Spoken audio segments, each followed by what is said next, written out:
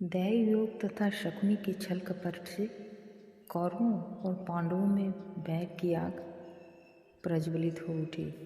वह छोटी बुद्धि का मनुष्य था। उसने शकुनी के कहने पर पांडवों को बचपन में कई बार मारने का प्रयत्न किया। युवा अवस्था में आकर जब गुणों में उससे अधिक श्रेष्ठ युधिष्ठिर को युवराज बना दिया गया तो शकुनी ने लाक्ष के बने हुए घर में पांडवों को रखकर आग लगाकर उन्हें जलाने का प्रयत्न किया। नमस्कार मित्रों, आज की कहानी में लाक्षागृह षड्यंत्र। शकुनी ने लाक्ष के बने हुए घर में पांडवों को रखकर आग लगाकर उन्हें जलाने का प्रयत्न किया, किंतु विदुर की सहायता से पांचों पांडव अपनी माता के साथ उस जलते हुए घर से बाहर निकल गए। अपने उत्तम गुणों के कारण युधिष्ठिर हस्तिनापुर के प्रजाजनों में अत्यंत लोकप्रिय हो गए। उनके गुणों तथा लोकप्रियता को देखते हुए भीष्म पितामह ने धृतराष्ट्र से युधिष्ठिर के राज्याभिषेक कर देने के लिए कहा। दुर्योधन नहीं चाहता था कि युधिष्ठिर राजा बने, इसलिए उसने अपने पिता धृतराष्ट्र से कहा, पिताजी, यदि एक बार युधिष्ठिर को राज सिंहासन प्राप्त हो गया तो यह राज्य सदा के लिए पांडवों के वंश का हो जाएगा और हम कौरवों को उनका सेवक बनकर रहना पड़ेगा। इस पर धृतराष्ट्र बोले, वत्स दुर्योधन, युधिष्ठिर हमारे कुल के संतानों में सबसे बड़ा है, इसलिए इस राज्य पर उसी का अधिकार है। फिर भीष्म तथा प्रजाजन भी उसी को राजा बनाना चाहते हैं। हम उस विषय में कुछ भी नहीं कर सकते।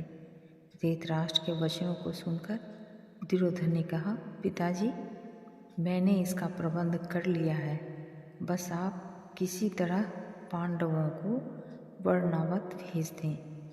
दुर्योधन ने वर्णावत में पांडवों के निवास के लिए पुरोचन नामक शिल्पी से एक भवन का निर्माण करवाया था, जो कि लाख चर्बी, सूखी घास, मूंज जैसे अत्यंत ज्वलनशील पदार्थों से बना हुआ था। दुर्योधन ने पांडवों को उस भवन में जला डालने का षड्यंत्र रचा था। धृतराष्ट्र के कहने पर युधिष्ठिर अपनी माता तथा भाइयों के साथ वर्णावत जाने के लिए निकल पड़े।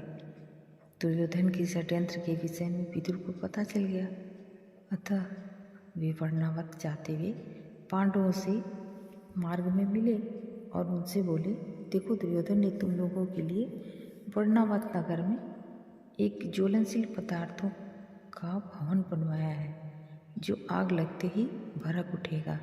इसलिए तुम लोग भवन के अंदर से वन तक पहुंचने के लिए एक सुरंग अवश्य बनवा लेना, जिससे कि आग लगने पर तुम लोग अपनी रक्षा कर सको।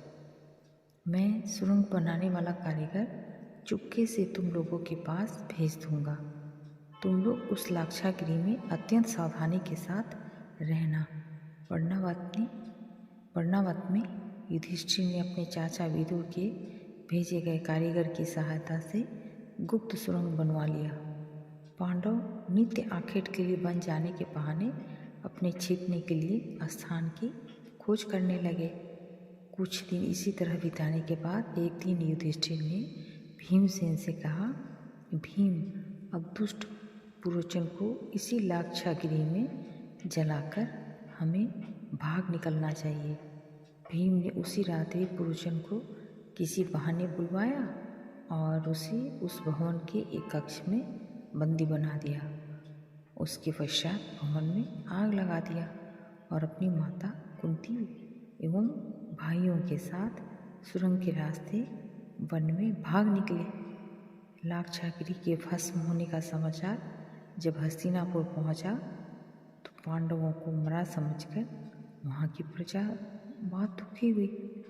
दुर्योधन और धृतराष्ट्र सहित सभी कौरवों ने भी शोक मनाने का दिखावा किया और अंत में उन्होंने पांडवों की अंत्येष्टि करवा दी।